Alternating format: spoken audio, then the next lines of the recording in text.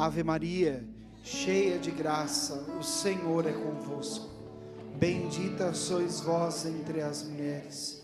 Bendito é o fruto do vosso ventre, Jesus. Santa Maria, Mãe de Deus, rogai por nós, pecadores, agora e na hora de nossa morte. Amém. Rogai por nós, Santa Mãe de Deus.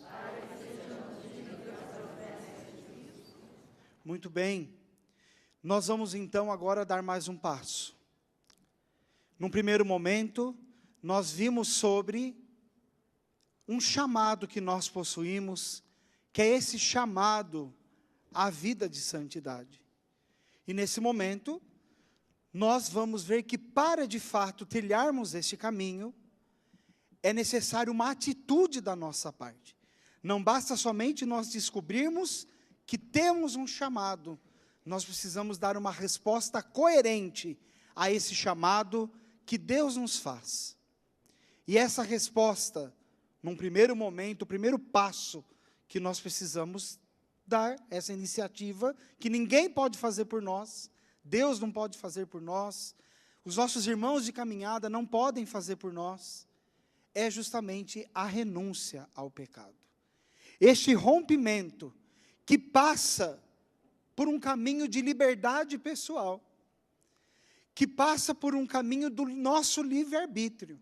Deus respeita a decisão que nós tomamos. Somos verdadeiramente livres se renunciamos ao mal e aderimos a Deus.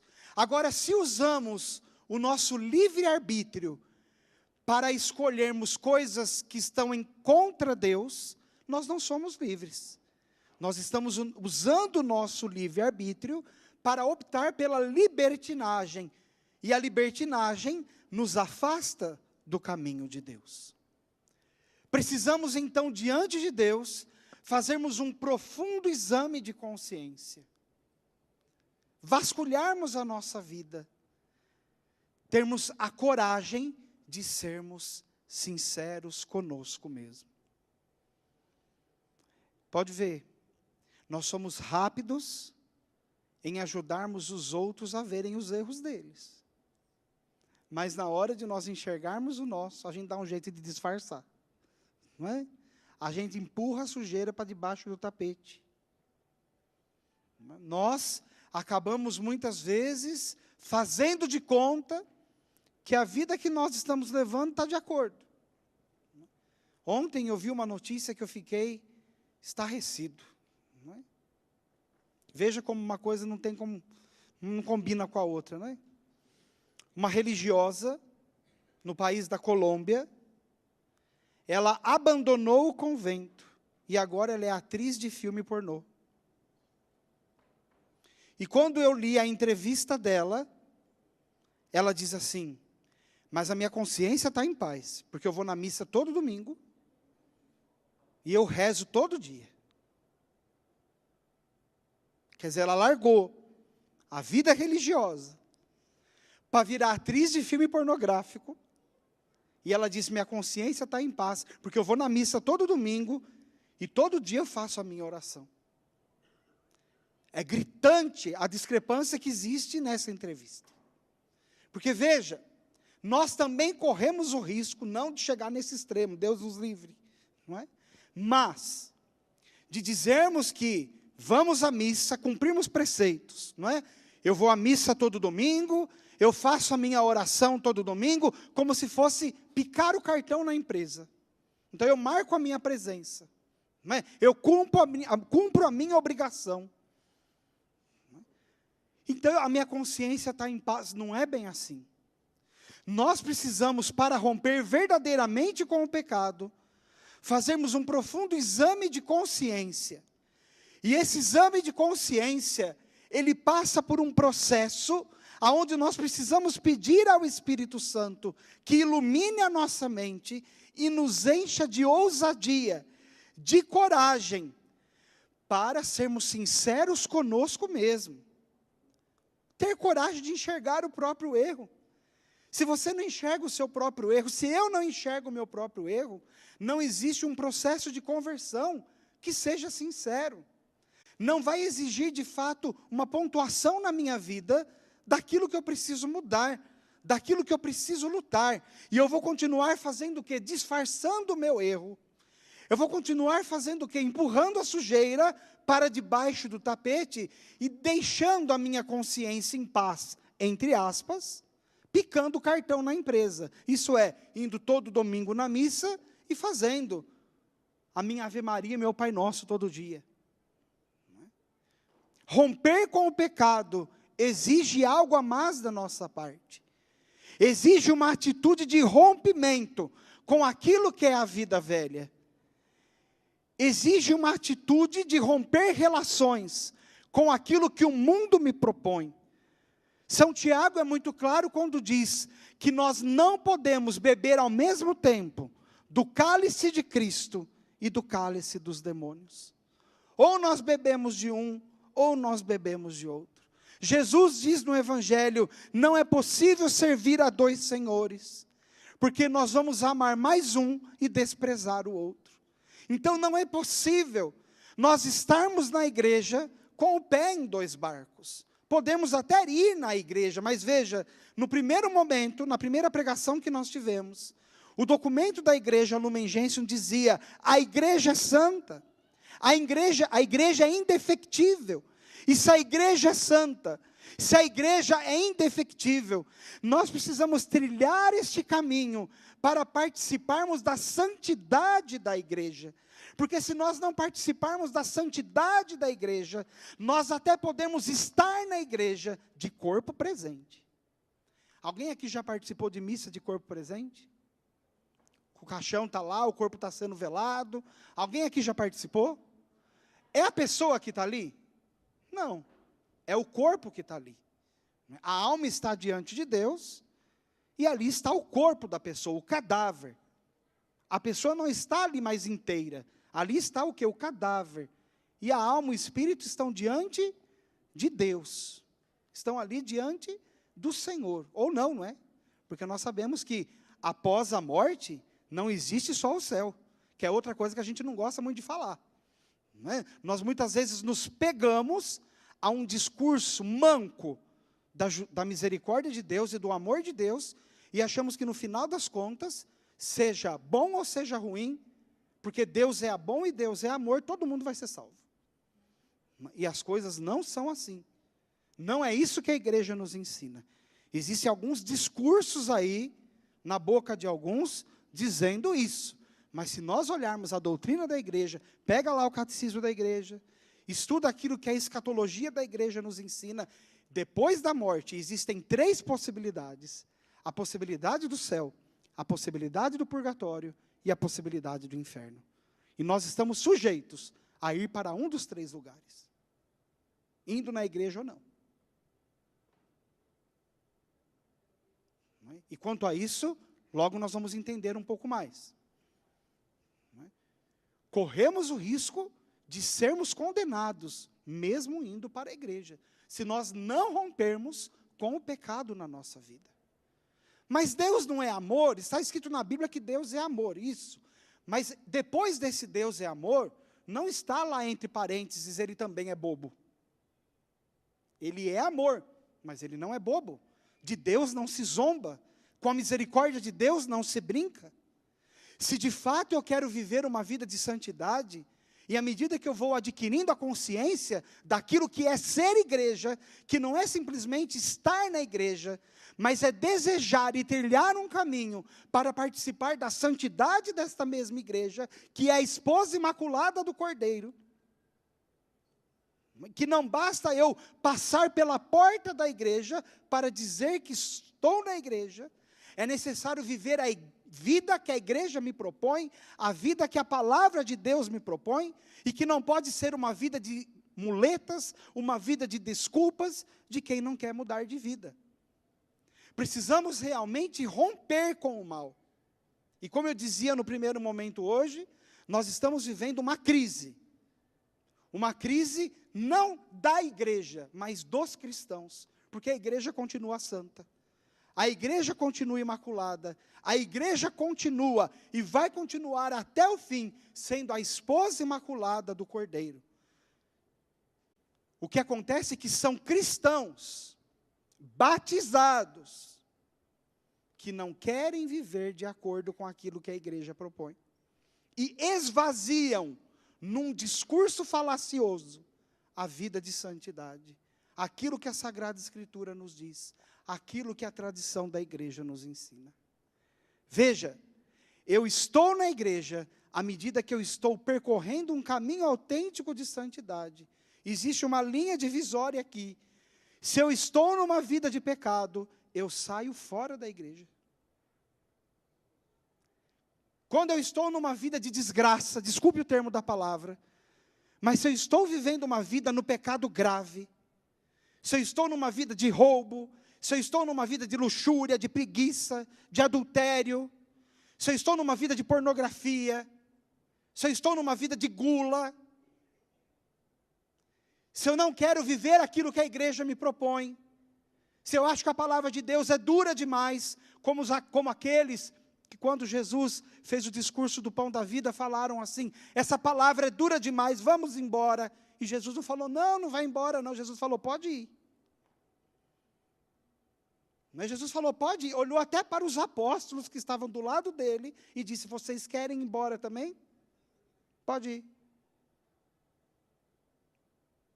Jesus não muda o seu discurso. Esses dias, um grande cardeal da igreja, cardeal Robert Sará, que é prefeito do dicastério para a liturgia, para os sacramentos da igreja, ele dizia numa entrevista, não se deve diluir a moralidade da igreja, a doutrina moral da igreja, porque diluir a doutrina moral da igreja não vai atrair ninguém para ela. Quer dizer, não tem como, a partir de agora, trazer um discurso relaxado, um discurso mais light, com relação à vida de santidade. Porque se eu vivo uma vida afastada da graça, se eu vivo uma vida distante, eu não estou na igreja, mas eu vou estar fora da igreja. Um grande exemplo que nós temos é uma doutora da igreja, muito conhecida nossa, Santa Teresa de Jesus, Santa Teresa d'Ávila, que após viver tudo aquilo que ela viveu, quantos sofrimentos, quanta luta que essa mulher teve, quantas situações de perseguição, dentro e fora da igreja ela teve que enfrentar. E no final da vida dela, depois de toda a sua luta, já com uma santidade madura, uma vida de santidade completamente maturada, uma santa das últimas moradas, da 7ª morada, ela olha e fala, enfim, filha da igreja. Enfim, morro como filha da igreja. E mesmo assim, consciente da fraqueza humana, ela olha para as irmãs que estão ao redor dela naquele leito de morte e diz, não imitem esta pobre mulher, procurem um modelo melhor para vocês imitarem. Então veja a consciência de uma grande santa da igreja. E hoje, já que nós estamos celebrando a vida de todos os santos, a liturgia dessa multidão celestial, precisamos nos valer desses exemplos, desses grandes homens e mulheres que nos precederam no céu. Peguemos São Francisco de Assis, que é tão conhecido nosso. Quantas pessoas no mundo inteiro são devotos de São Francisco de Assis? Mas daí eu pergunto, quantos daqueles que no mundo inteiro são devotos de São Francisco de Assis, e teriam a coragem de arrancar a roupa como ele arrancou, e pular numa roseira para lutar contra a tentação? As pessoas gostam de esvaziar São Francisco, e falar, ele é protetor dos animais, e coloca lá uma pombinha, um lobo, um cachorrinho do lado dele, e vamos rezar, porque ele é o patrono da ecologia. Antes de todos esses enfeites que penduraram nele, ele foi um homem que venceu o pecado, ele foi um homem que venceu o demônio, ele foi um homem que rompeu com as propostas deste mundo, ele foi um homem que rasgou a sua vida, e que decidiu que a vida dele não estava mais de acordo com aquilo que o mundo queria, e ele se dá inteiramente para Deus. A ponto de, quando o pai dele quer exigir a volta dele para casa, achando que ele estava ficando louco, e cobrou a roupa que ele estava vestindo. Ele tira a própria roupa numa praça, diante do bispo e diante de todo aquele povo que estava em volta, e fala, se é por causa dela, pois não. Ele tira a roupa e fica nu, e fala, eu só tenho um pai a partir de agora, o Pai nosso que estás nos céus. Ou como Santa Teresinha do Menino Jesus, tão conhecida também e amada na igreja, no mundo inteiro. Mas quantos daqueles que amam Santa Teresinha, quantos daqueles que se dizem devotos de Santa Teresinha, vão ter a coragem de amar como aquela mulher amou? Vão ter a coragem de sorrir como aquela mulher sorriu? De enfrentar os obstáculos, de serem verdadeiros modelos de caridade, de amor, de fraternidade? Quantas vezes somos assaltados pela irritação? Impulsivos que somos, temperamento difícil, o meu pelo menos não sei qual é o seu temperamento, o meu é duro, viu? O meu temperamento, às vezes, eu tenho que pedir para o Espírito Santo, põe cabresto, porque o cavalo aqui é bravo, não é? Põe cabresto e puxa, porque o cavalo aqui precisa de umas pauladas, às vezes, para amansar, não é? E Santa Teresinha não, era aquele modelo de mansidão de Jesus, de amor de Deus, que sabia enfrentar os desafios, as afrontas de uma vida comunitária, porque não pense que lá no Carmelo de Lisieux, Santa Teresinha era amada por todos, também foi perseguida, também foi provocada, mas ela sorria, e nas pequenas coisas, nos pequenos gestos, ela se santificou, chegando ao ponto, meus irmãos e minhas irmãs, de cuidar de uma irmã que estava doente, e de sentir nojo desta irmã, por causa do cheiro que saía desta irmã. E um dia, esta irmã vomitou na frente de Santa Teresinha. E ela se deparando com toda aquela realidade do nojo que ela sentia, ela olha para aquela situação e diz, eu nunca mais vou sentir nojo desta irmã. Agachando-se sobre aquele vômito, ela toca e coloca o dedo na sua boca. Amamos Santa Teresinha, mas teríamos a coragem de romper com o pecado como essa mulher rompeu? Teríamos a coragem de rasgar o nosso coração para sermos todos de Deus, repletos do Espírito Santo, como essa mulher foi repleta do Espírito Santo? Às vezes, nós achamos que ser cheio do Espírito Santo é sair virando cambalhota por aí. Que ser cheio do Espírito Santo é começar a rezar e pular, bater a cabeça na parede. Queridos irmãos e irmãs, ser cheios do Espírito Santo é ter a atitude dos santos. É abrir o coração para abraçar o Cristo. É romper com o pecado, como esses homens e mulheres romperam com o pecado. E isso precisa ser feito de maneira definitiva. Nossa vida espiritual, nossa vida de conversão, ela não pode ser como um exame do coração de eletro. Já viu um gráfico de eletro? Né? Com certeza aqui vários já fizeram, eu já fiz. Você olha lá o gráfico de um eletro, é tudo assim, né? A nossa vida espiritual parece que está assim. Hoje eu estou lá embaixo, amanhã eu estou lá em cima. Eu estou lá embaixo, eu estou lá em cima. Eu estou lá embaixo, eu estou lá em cima. Eu peco, eu me confesso. Eu peco, eu me confesso. E parece que nós vamos nos acostumando a isso. Nós vamos nos adequando a isso. Como que nos acostumando com as nossas próprias fraquezas e até mesmo mal usando o sacramento da confissão. Brincando com a misericórdia de Deus. Eu vou pecar mesmo, porque depois eu me confesso. Eu vou pecar porque amanhã eu já ia me confessar mesmo, já que a lista está grande, eu ponho mais um lá. Faz parte já da mercadoria, não é? Eu já levo mais um pecado, eu já ia levar 10, eu levo 11. Eu já ia levar 20, eu levo 21. Eu ia levar 30, eu levo 35. Então veja, querido irmão, querida irmã, se você está buscando essa vida de santidade, e se você deseja verdadeiramente dar o seu coração para Deus, abraçar esta vida em Cristo, vida essa de bem-aventurança, de felicidade, talvez não aqui neste mundo, porque o reino dele não é daqui.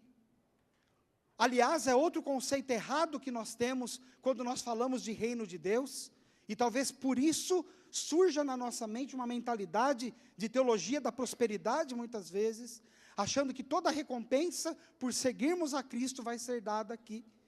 O reino de Deus não é uma realidade sociológica. O reino de Deus é o próprio Deus.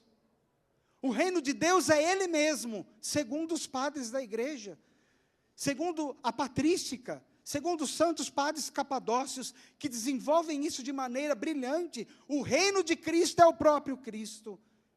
E eles estendem a pessoa do Espírito Santo, é também a pessoa do Espírito que nos é dado sem medida. Então, buscar em primeiro lugar o reino de Deus, falar que nós temos que construir o reino de Deus, não é outra coisa, a não ser rompermos com o pecado e abrirmos o nosso coração para o Cristo reinar.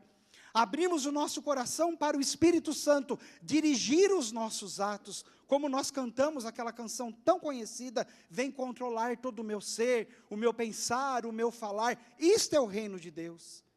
E daí sim, um outro reino de justiça e paz poderá ser construído. Mas o reino de Deus, ele está além do reino dos homens. O reino de Deus, ele transcende este mundo, ele começa na nossa alma e se completa na eternidade.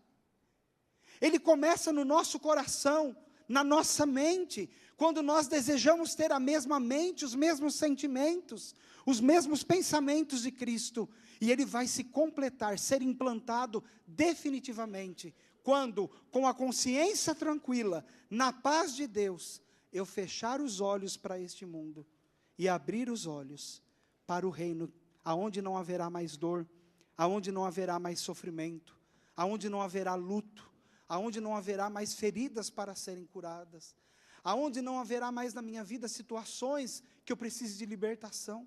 Por quê? Porque eu já serei inteiramente do Senhor. Que graça, não é? Que graça esse reino que nos espera. Mas veja, ele começa com o meu sim agora. Ele começa com uma decisão que eu tomo hoje. E que decisão é essa? De olhar para Jesus e de dizer: Senhor Jesus, em teu nome eu renuncio ao pecado. Em teu nome, Jesus, eu renuncio a Satanás. Eu renuncio a todas as obras das trevas. Eu renuncio ao espírito deste mundo que está tão deformado pelo pecado dos homens, para aderir, para abraçar definitivamente o teu reino. Este reino que quer, em primeiro lugar, ser implantado no meu coração, no seio da minha família. Quantas pessoas dizem assim: a minha vida não vai para frente, a minha família não vai para frente, nada vai para frente. E aí nós podemos perguntar, e geralmente quando se dá o atendimento das pessoas, é uma pergunta que a gente precisa fazer: você está disposto a renunciar ao pecado? Você está disposto a renunciar à sua vida velha? Ou você vai ser como aquele que pinta e borda, que vive da maneira que quer, e acha porque vai na missa de domingo, e que faz às vezes uma oração bem merreca durante a semana, tudo já está resolvido, tudo está garantido, e o reino do céu já está escancarado, com fanfarra e tudo, esperando você chegar para fazer festa. Não é assim que funciona. Deus não quer que nenhum de nós se perca, mas Ele não pode obrigar ninguém a entrar. Deus não quer que nenhum de nós se afaste da sua graça, se afaste do seu amor, se afaste da sua misericórdia, mas Deus não pode obrigar ninguém a aceitar a sua misericórdia, a aceitar a sua graça. Deus não pega ninguém pelo pescoço e diz: seja santo. Deus não força ninguém a engolir a sua vontade goela abaixo. Nós precisamos, num ato livre nosso, como a Virgem Maria, diante do anúncio do anjo Gabriel, que disse: eis aqui a serva do Senhor. A atitude do santo é essa: eis aqui o teu servo, eis aqui a tua serva, que se cumpra em mim a tua palavra. Isto é, eu rompo com o pecado. É detestar o pecado, não é detestar o pecador, é detestar o pecado. É olhar para aquilo que não condiz mais, e parar de frequentar lugares que não se deve frequentar, de ter atitudes que se tinha, de ver coisas que se via na internet, em celular. Tem pessoas que dizem assim, eu não tenho tempo para rezar, mas está o tempo inteiro com o celular na mão. Eu não tenho tempo para ler a Bíblia, mas está o tempo inteiro lá mandando mensagem para os outros. Eu não consigo entender o que a palavra de Deus diz, mas consegue entender muito bem da fofoca da vida dos outros. Ora, se eu quero romper com o pecado, eu preciso romper com os costumes que me afastam de Deus. E o que te afasta de Deus? Pergunte-se, o que te afasta de Deus? O que tem te colocado na distância do Senhor? Você que nos acompanha em casa, pergunte ao Senhor, o que tem me afastado de Deus? Que tipo de programação eu tenho assistido?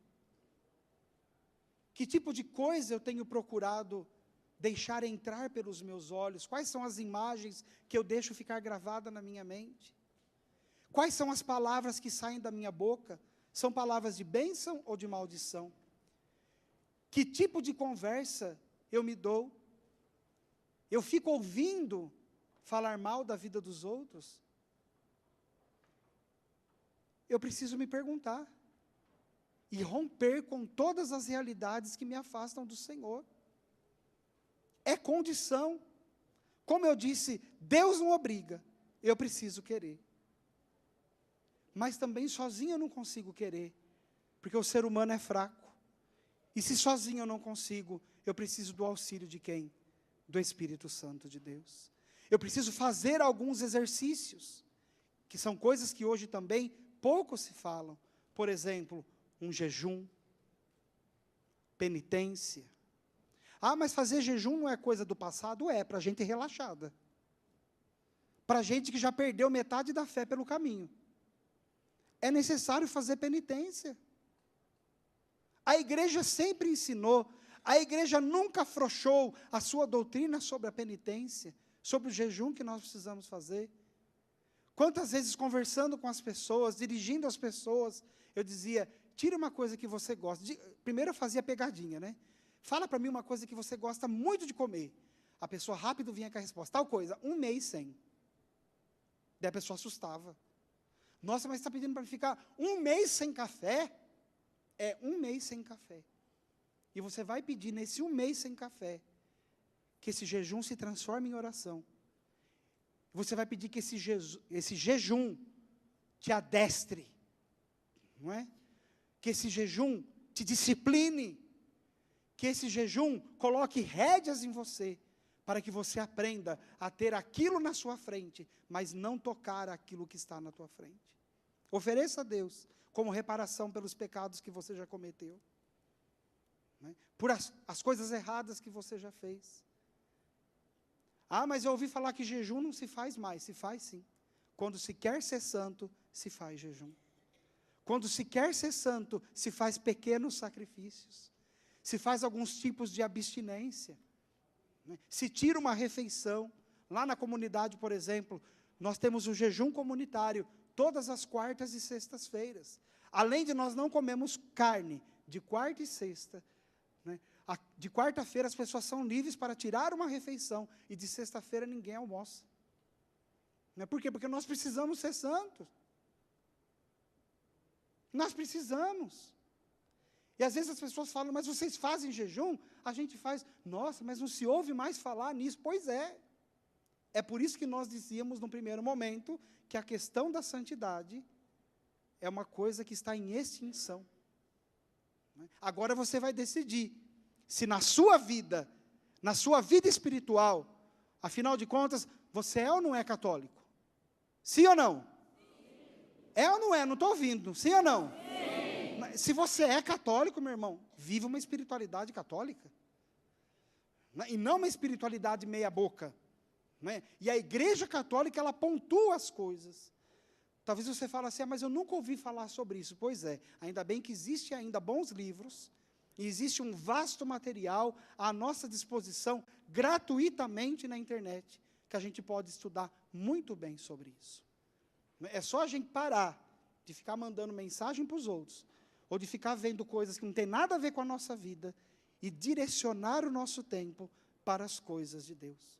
Quando as pessoas falam assim para mim, eu não tenho tempo de rezar, eu digo, tempo é questão de prioridade. Se você não tem tempo de rezar, é porque a oração para você não tem importância. Porque aquilo que é importante a gente coloca em primeiro lugar. Ah, mas eu tenho a minha casa para limpar. Casa suja, e às vezes nem suja está, é mania de limpeza. Não é? E a gente quer colocar em primeiro lugar, ao invés de parar, para dobrar um pouco os joelhos e entrarmos em intimidade com Deus. Nós vamos falar mais isso no terceiro momento. Então veja, tudo isso faz parte de um contexto que nos leva a renunciar o pecado. Sozinho a gente consegue? Não. Por quê? Porque somos fracos. E essa é uma consciência também que a gente precisa ter. Você é fraco, eu sou fraco. Se você é fraco e eu sou fraco, nós precisamos de força. E essa força quem nos dá é o Espírito. Nos dá através da oração pessoal, nos dá através dos sacramentos da igreja. Nos dá através da nossa renúncia, nos dá através da nossa predisposição, do nosso desejo de querer ser santo. Porque às vezes a gente quer, mas a gente não deseja. É necessário querer e desejar. Não é? A nossa vida de santidade, a nossa renúncia do pecado, ela não pode ser que nem aquele famoso regime da segunda-feira. Já ouviram falar, né? Do regime da segunda-feira. Fulano, você está de regime? Eu começo segunda. Só que a pessoa nunca fala de que mês e de que ano. Não é? Você não vai fazer regime? Eu vou. Segunda-feira eu começo. Né? Quantas vezes já saiu isso da nossa boca? Ou nós ouvimos os outros falarem. E às vezes também nós tardamos o nosso processo. Hoje, sendo o dia de todos os santos, relembro de mais um, Santo Expedito, que é tão querido do povo. Aonde as pessoas o têm como o santo das causas impossíveis, urgentes. Né? O que aconteceu com Santo Expedito? Ele era um soldado romano, não sei se vocês já observaram, mas na imagem de Santo Expedito, em uma mão, ele segura uma cruz. E nessa cruz está escrito uma palavra, Odie, que significa hoje. E nos pés de Santo Expedito, tem um corvo. E nesse corvo, tem uma espécie de papel, um bilhete, escrito Cras, que significa amanhã. Quando Santo Expedito estava conhecendo o cristianismo, no dia que ele decidiu a conversão dele, eu vou renunciar ao mal, eu vou romper com o pecado, apareceu aquele corvo do lado dele, que era o próprio demônio, gritando, Cras, Cras, significa amanhã, amanhã. E Santo Expedito pegou uma cruz, levantou e falou, amanhã não, hoje. E esmagou o corvo com os seus pés.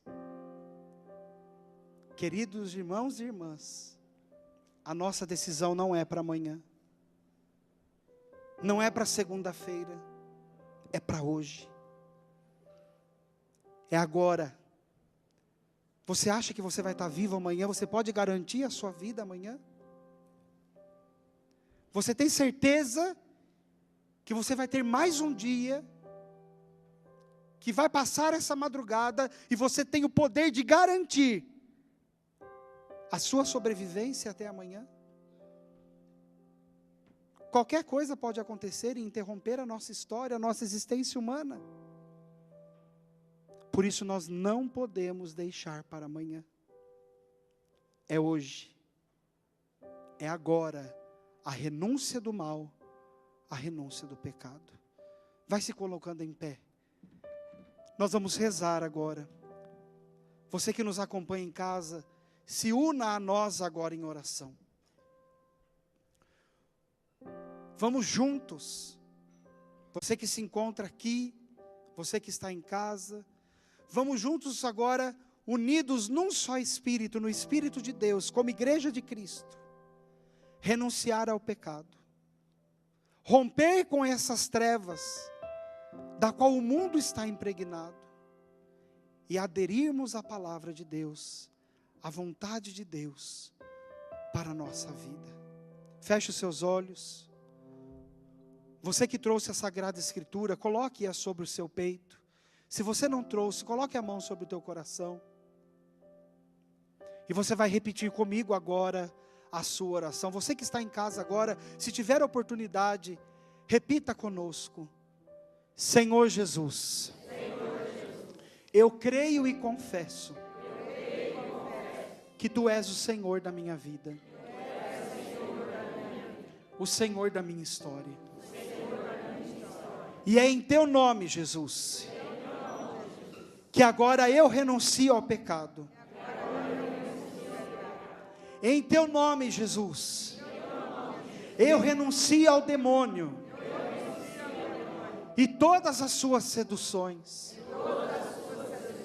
Em Teu nome, Jesus, eu renuncio a todo vício, tudo aquilo que se impregnou na minha vida e criou raízes, dominando a minha história, gerando feridas, gerando inconsistência na minha conversão. Eu assumo nesta manhã, Jesus, que eu pertenço a Ti, e declaro, Jesus, que de hoje em diante, com toda a liberdade que o Senhor me deu, que quero buscar a Tua vontade, com todo o meu coração, com toda a minha alma, com toda a minha força, com todo o meu entendimento. Eis-me aqui, Jesus. Eu não quero mais viver uma vida velha, mas quero romper definitivamente com o espírito deste mundo, com os pecados, tanto graves como os veniais. Não quero me deixar escravizar por mais nada. Quero ser livre em Ti, todo Teu, inteiramente Teu. Quero ser de Tua posse, Senhor, para que Tu imperes na minha vida e eu possa corresponder a esse chamado, a vida de santidade. Amém. Cantemos, nos colocando na intimidade com o Senhor. Renova-me, Senhor Jesus. Já não quero ser igual. Renova-me, Senhor Jesus. Põe em mim Teu coração, porque tudo que há dentro de mim, Obrigado, irmão Alexandre, precisa ser mudado pela pregação da palavra de Deus.